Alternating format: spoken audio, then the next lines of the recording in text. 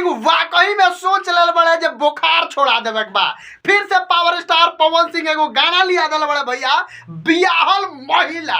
ए भाई कुंवार पर हो गइल ह, जवान पर हो गइल ह, जींस पर हो गइल ह, बाकी सारा चीज पर हो गइल ह, लेकिन भैया बियाहल भौजाई जोन कमर डोलावत रहिया सन, आखिर प्रिंस प्रियदर्शी के नजर पड़िए गइल उनका लोग पर आ गाना लिया दिले भैया बियाहल महिला। पावर स्टार पवन सिंह आ शिल्पी राज के आवाज में जोन गाना ई किशोर म्यूजिक आ रहल बा, का कहबा भाई?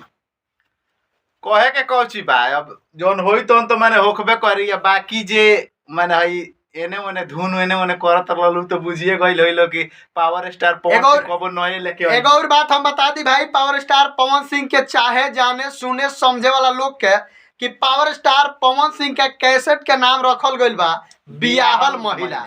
बियाहल महिला आ पावर स्टार पवन सिंह के गाना के लिखले बड़े प्रिंस प्रियदर्शी, म्यूजिक बा भैया प्रियांशु सिंह के। एक और बात बता दी भैया कि एमे पल्लव सिंह पल्लवी सिंह ओहो ऐसे हम कहत नहीं कि भैया चिन्हात नहीं कि अगर बूढ़ खानी लागत तरी, काहे कि इनका के बियाहल महिला बनावल गइल बा।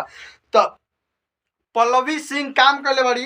पावर स्टार पवन सिंह के वीडियो जब रउआ सब देखम नु तो एमे एगो चीज लगावल गइल बा, एगो पोस्टर लेके हाय हाय ना होला, कोनो चीज के विरोध कइल जाला तो ओइ पर लिखल बा धोखा मिलल बा।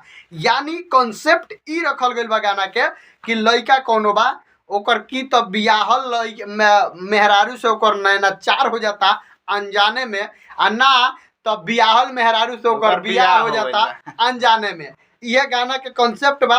पावर स्टार पवन सिंह जेंगा पहले नाच देखे लोग ना जाओ, कैमरा ओढ़ के बैठ जाओ, वही पावर स्टार पवन सिंह के में लुक बा। लेकिन एगो और बात हम बता दी भैया, पवन भैया में एगो मतलब खासियत बा कि कौनो रउआ कॉन्सेप्ट दी, कौनो गाना दी, कौनो एक्टिंग दी, कौनो चीज दी, पवन सिंह वही में ढल जाले।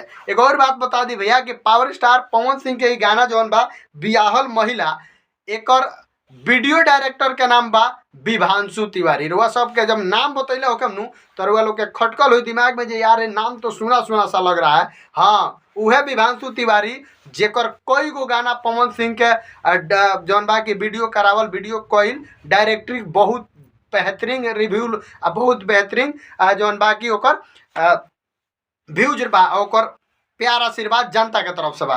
तो भाई बाकी ये गाना का भी टाइमिंग नहीं दियल गइल कि कब बजे रिलीज होई, कमिंग सून में बा भाई। तो 1 से 2 दिन में गाना आ जाई, काहे कि बिना ना होला कि बिना माने डेट के बियाह रुपा गइल बा, यानी बिना सूचना के ही गाना आ गइल बा।